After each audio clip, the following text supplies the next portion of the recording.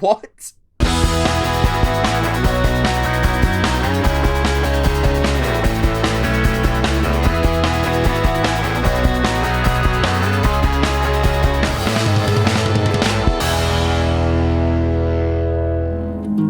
Jake, my boyfriend.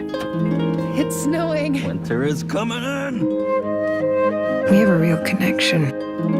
A rare and intense attachment. I've never experienced anything like it. I'm thinking of ending things. Huh? What? Did you say something? I don't think so.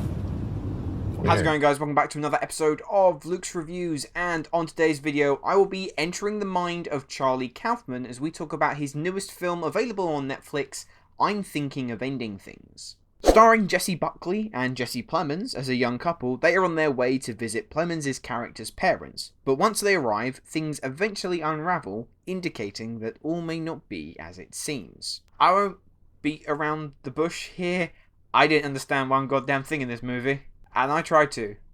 I really tried to. I pride myself on being able to understand even the most eccentric of movies, but I was not prepared for this.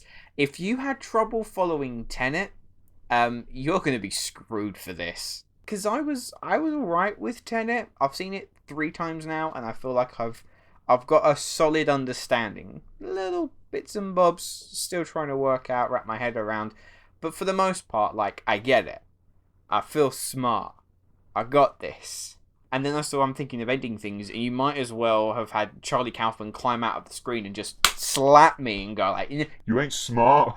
You're not smart, you're dumb. You're an idiot. The only way that I can even begin to try and explain what this film could be about is that reality is merely just a construct, and Kaufman is trying to contextualize, in a fantastical sense, that urge of being lonely. Oh my god, there's existential, and then there's whatever this is. A lot of the film deliberately contradicts itself. Jessie Buckley's character, her name is constantly changing whenever Jessie Plemmons introduces her.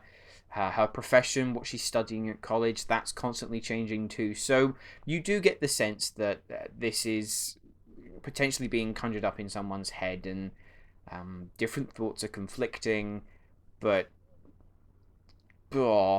characters also don't seem to age in any linear fashion, so overall it gives it a very uneasy sense as you're unable to distinguish reality from fiction. Look, even though I got chucked to the curb, abandoned and left to try and catch up as much as possible, I can respect the film from purely a filmmaking standard. Firstly, Kaufman's direction is borderline immaculate. He chooses to shoot the film in a 4:3 aspect ratio, meaning that your eyes are constantly glued to the frame, so any clue that might appear on the screen that can help you try to understand that film a little bit more, it works. Everything from the production design, the avant-garde use of editing, and the really impressive use of makeup effects ultimately help make the film very involving. The performances are also sublime.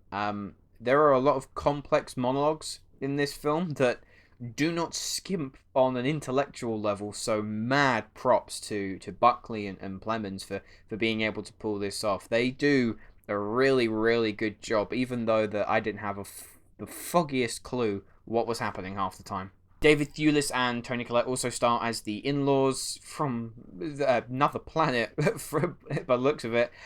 Collette manages to outdo her unhinged performance from Hereditary, so that is just something to watch in itself.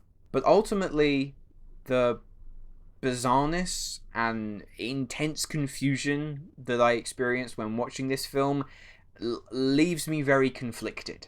At points, I'm Thinking of Ending Things infuriated me with its lack of structure, narrative cohesion, and just pure batshit craziness. Literally in the final act, we speed through an interpretive dance sequence that takes place throughout a high school, a naked man crying in his truck, who then follows a ghost pig, and then a musical number.